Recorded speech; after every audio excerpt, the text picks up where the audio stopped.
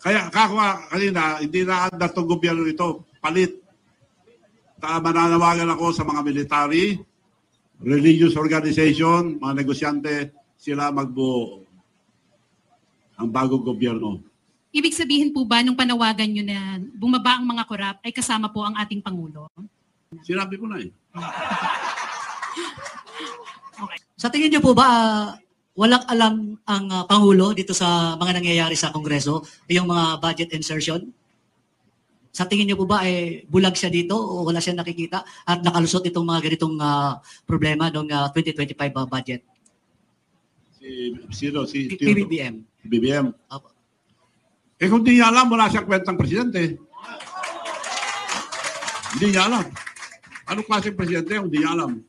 Hindi dapat maging presidente kung di niya alam nangyayari sa buong gobyerno.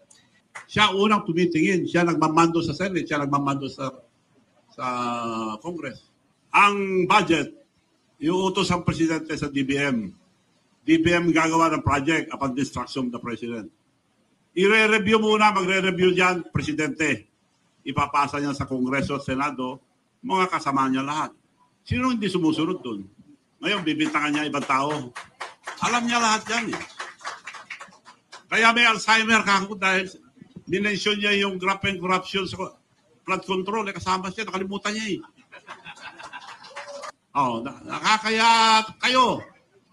Sila lang may diferensya sa probinsya niya eh. Sinong kausap yung mga contractor doon? Sino mga official doon? May picture sila, tinataas pa ni BBM sa si Sandro yung contractor nila, bagong mayor. Ito, galing sa Rappler to, hindi galing sa akin. Nakataas ang kamay yung contractor nila. Ibig nyo sabihin, yung contractor lang kikita yan, sila naglagay. Flood control. Unahin natin sa Region 1, Ilocos Norte.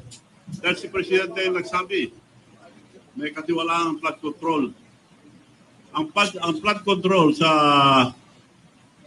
Ilocos Norte, panahon na ni President BBM, 10 billion. At ito kayo pinag-uusapan, mga flood control. Sino ngayon ang binibintangan? Diskaya ang gumawa. Ang mga kontraktor nila sa Ilocos Norte, Diskaya rin eh. Paano tayo maniniwala ngayon sa mga pinagsasabi nila ng mga inimbestiga? Mga kontraktor nila, maraming kumpanya. Paano nila hindi alam ito? Probinsya niya ito.